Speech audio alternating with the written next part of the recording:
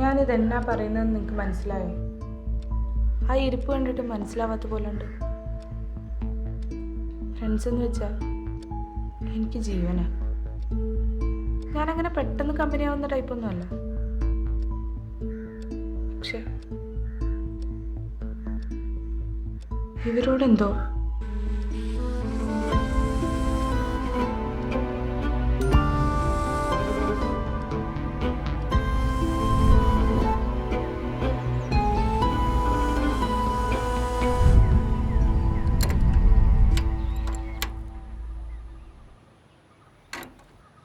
ഞാനീ വഴിക്ക് വന്നില്ലേ കാണാമായിരുന്നു. മക്കൾ രണ്ടേ കട്ടപ്പുറത്ത് കിടന്നാനെ. ഓ, അവനൊരു വലിയ പണിക്കാരൻ. എന്തോന്നടേ, എന്ത് ജാടയാ. ജീവിച്ച് പോണ്ടേ മോളെ. അതേ, ഈ പണിക്ക് കയറിയുള്ള മെനക്കടേ ചില്ലറന്നല്ല. ഒന്ന് പറഞ്ഞു കൊടുക്കണ്ട കാവ്യെ. ആ, എന്ത് കാവ്യേ, ആ ഒരു കാര്യത്തിൽ ഞാൻ അന്നയുടെ കൂടെയാ. പണ്ട് എന്തൊക്കെയായിരുന്നു, പറയിപ്പിക്കണ്ട എന്നെ കൊണ്ട് വല്ലാതെ. അപ്പം അങ്ങനെ തിരക്കായിട്ടല്ലേ മക്കളെ? എന്നാ തിരക്കാ, ഞങ്ങളും പണിക്ക് പോകുന്നില്ലേ, ഈ വെയിലത്തല്ലാന്നുള്ളൂ. ഞങ്ങൾക്ക് ഇതിനൊക്കെ സമയം കിട്ടുന്നുണ്ടല്ലോ. വൈകുന്നേരം ആകുമ്പോഴേ ഒരു 2,000 ഉറുപ്പിയെങ്കിലും പോക്കറ്റിൽ വീണാലേ അമ്മയ്ക്കുള്ള മരുന്ന് വാങ്ങാൻ പറ്റുള്ളൂ. അമ്മയുടെ കാര്യം, ആ ഒരു കാര്യത്തിൽ മാത്രമാണ് ഞങ്ങൾക്ക് രണ്ടുപേർക്കും എന്നോട് ഇത്രയും റെസ്പെക്റ്റ് ഉള്ളൂ.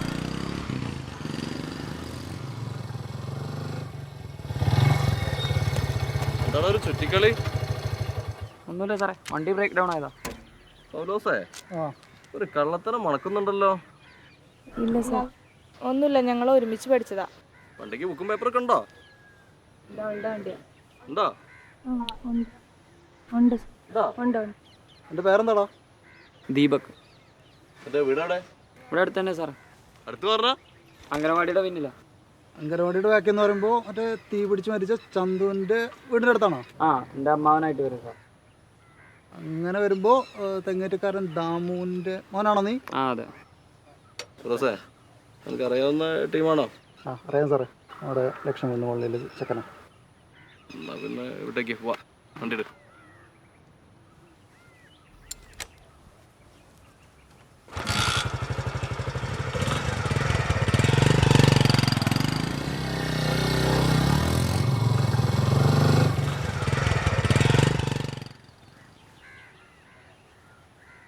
പെട്ടെന്ന് എന്താ അവരെ കണ്ടപ്പോൾ ആകെ പേടിച്ചു. അയ്യേ, നിന്റെ ഈ പോലീസിനെ പേടി ഇനി മാറിയില്ലേ? എന്താ അറിയില്ല, അവരെ കാണുമ്പോൾ ഇപ്പോഴും പേടിയാണ്. ഞാൻ സ്റ്റാർട്ട് ചെയ്ത് നോക്കി.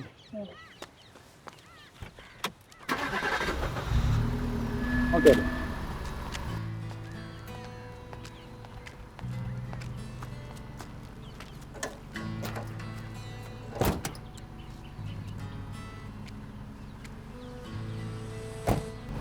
അപ്പൊ രണ്ടാളോടും കൂടെ നാളെ വൈകിട്ട് ചെറിയൊരു പരിപാടി, ഒരു കേക്ക് കട്ടിങ്, പിന്നെ ഫുഡ്.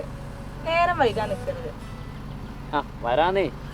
വരണം കേട്ടോ, നേരത്തെ വിളിക്കുന്നു. ആ വിളിക്കാം, ഞാൻ ഒരു 4 മണിയാകുമ്പോൾ തന്നെ വിളിക്കാം. ഓക്കെ, വരാന്ന്. ഇറങ്ങണം കേട്ടോ. നീ വിളിച്ചിട്ട് ഇറങ്ങിയാൽ മതി. പോലെ ആകും. ആ കുഴപ്പമില്ല, വിളിച്ചിട്ട് ഇറങ്ങും. ആ ഇനിയും തീർന്നില്ലടാ. ആ കഴിഞ്ഞു സാറേ. ഞങ്ങളേ ഒരു മെക്കാനിക്കിനെ തപ്പി ഇറങ്ങിയതാ. സ്റ്റേഷനിൽ വണ്ടിക്ക് ഒരു കംപ്ലൈന്റ്. ആ എന്നാ സാറേ, ഞാൻ വരാം. ആ വരാം സാറേ. ആ വരാം. എന്നാ ഇപ്പൊ തന്നെ ആ ഓക്കെ. അധികം വൈകല്ലോ കേട്ടോ, വേഗം വാ. ആ ഓക്കെ സാർ. അപ്പം എന്നാ അങ്ങനെ ശരി, നിങ്ങൾ കിട്ടോ.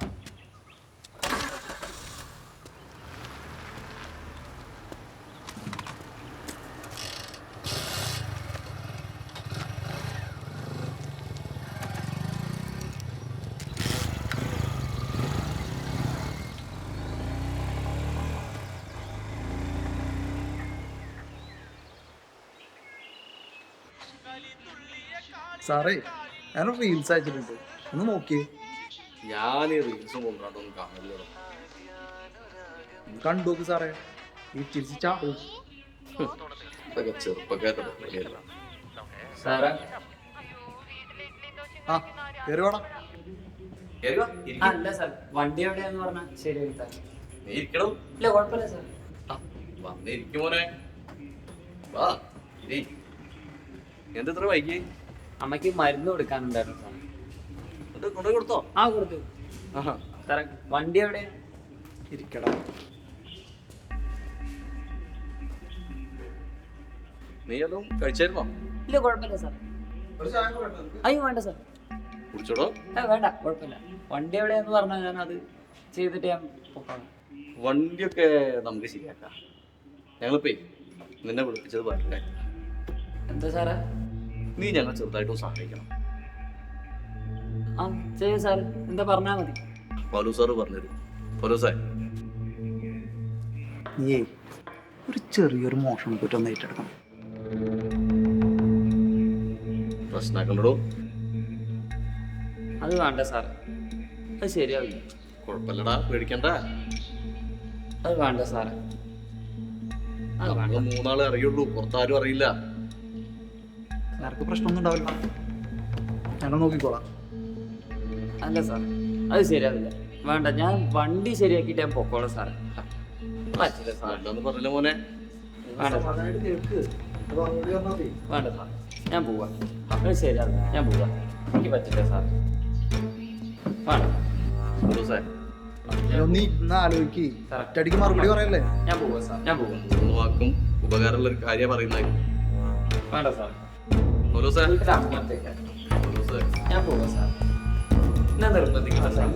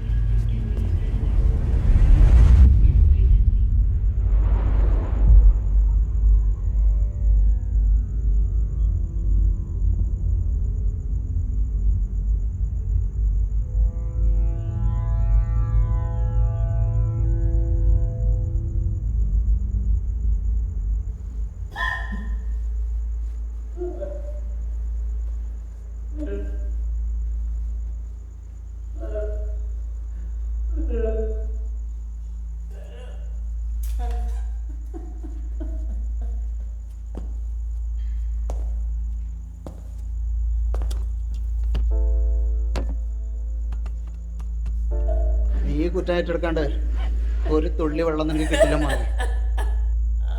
മര്യാദക്ക് പറഞ്ഞത് കേട്ടാ. നിനക്ക് 2 കാലിൽ ഇവിടുന്ന് പുറത്തു പോവാ, ഇല്ലെങ്കിൽ പുന്നാര മോനെ പുറം ലോകം കാണില്ല. ഈ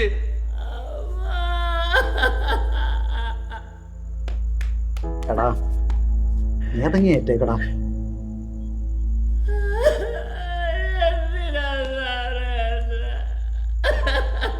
എന്തിനാന്നോ മറ്റേ കോലം നോക്ക്. കള്ള ലക്ഷണം എന്ന് പറഞ്ഞ മോന്തി. നേരത്തെ പറഞ്ഞ ഡീലൊക്കെ ആണെങ്കിൽ കൊള്ളാം. സാറേ ഇവ സമ്മതിക്കുന്നു തോന്നുന്നില്ല.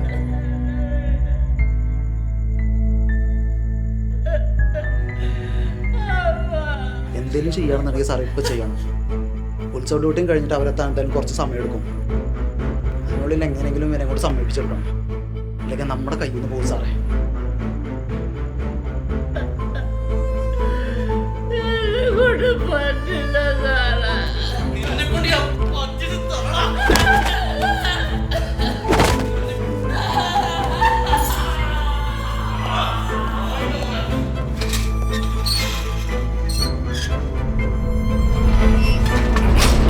ഹലോ ഹലോ, ആടാ പറ.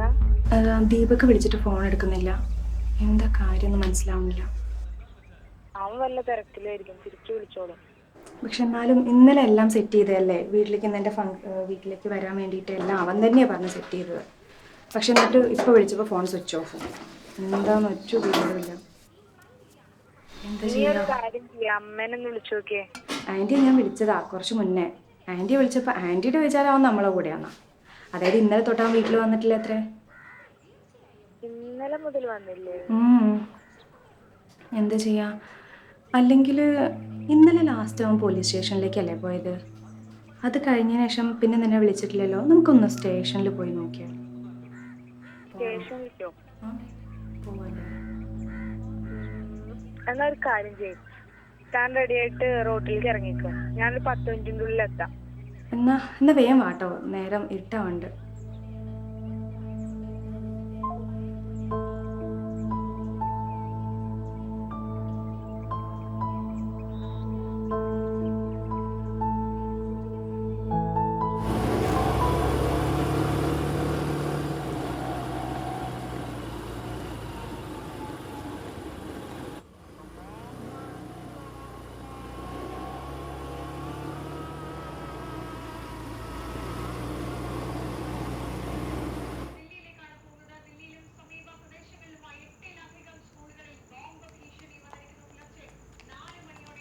സർ,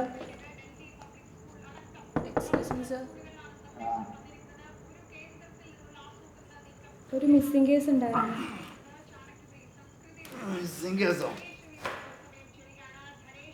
ഇന്നലെ ഇവിടെ വണ്ടി നന്നാക്കാൻ വേണ്ടി വന്ന ദീപക്കിനെ കാണാനില്ല സർ. അല്ല, അവൻ ഇവിടെ നിന്ന് എപ്പോഴാണ് ഇറങ്ങിയെന്നെങ്കിലും ഓർക്കുന്നുണ്ടോ? അവൻ പണി കഴിഞ്ഞ അപ്പൊ തന്നെ പോയല്ലോ. ഇന്നലെ മുതൽ വീട്ടിലെത്തിയിട്ടില്ല. അവൻ വല്ല കൂട്ടുകാരൻ വീട്ടിൽ പോയതായിരിക്കും.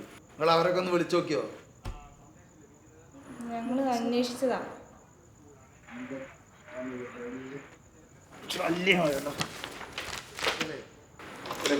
കംപ്ലൈന്റ് എഴുതി വെക്ക്, ഞങ്ങൾ അന്വേഷിച്ചോളാം.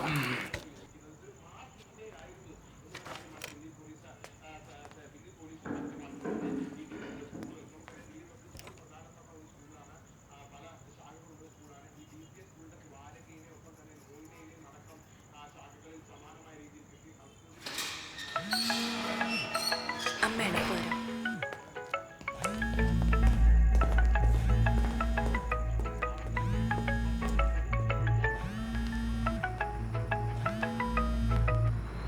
ഹലോ, ആ അമ്മ, അന്നയുടെ കൂടെ തന്നെ ഉണ്ട്. ആ, അമ്മ കഴിച്ചിട്ട് കിടക്കാൻ നോക്ക്. ഞാൻ വന്നിട്ട് പറഞ്ഞാൽ പോരെ അതൊക്കെ? ഞാൻ വന്നിട്ട് പറയാം.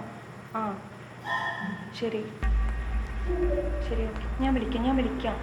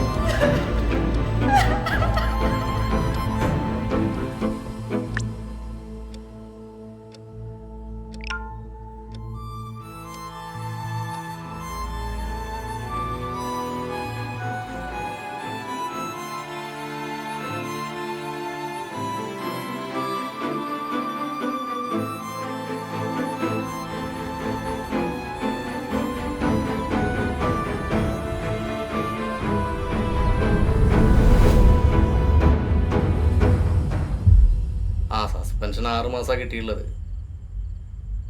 അതിനിടയ്ക്ക് വേണം മോളുടെ ഓപ്പറേഷൻ നടത്താൻ. ഇല്ലല്ല, മറ്റന്നാൾ അഡ്മിറ്റ് ചെയ്യണം. ആ മാല നാളെ കുറച്ച് ദൂരെ എവിടെയെങ്കിലും കൊണ്ടുപോയിട്ട് അത് വിൽക്കണം. അതിൻ്റെ പണം കൂടി കൂട്ടി വെച്ചിട്ട് വേണം ഓപ്പറേഷൻ നടത്താൻ. ആടോ പൗലോസേ, ഈ പേരും പറഞ്ഞല്ലേ നമ്മളവനെ പിടികൂടിയത്. മര്യാദയ്ക്കാവാൻ നിന്നിരുന്നെങ്കിൽ എനിക്കും നിനക്കും പിന്നെ കറമ്പനും ഗുണമുള്ള കേസായിരുന്നത്. അതിൻ്റെ ഇടയ്ക്ക് അവൻ കൊണ്ടുപോയി കൊണയിറക്കി. നമ്മൾ വേണമെന്ന് വിചാരിച്ച് ചെയ്തതല്ലല്ലോ പൗലോസേ, പറ്റിപ്പോയതല്ലേ. അല്ലെങ്കിലും അവനെ പോലത്തെ ചത്തുകൊണ്ടാണോ നല്ലത്? നെടുങ്കണ്ടത്ത് രാജ്കുമാറിനെ പോലീസുകാർ ഉരുട്ടിക്കൊന്നത് മദ്യലഹരിയിലാണെന്ന് ക്രൈംബ്രാഞ്ച് അന്വേഷണത്തിൽ കണ്ടെത്തി.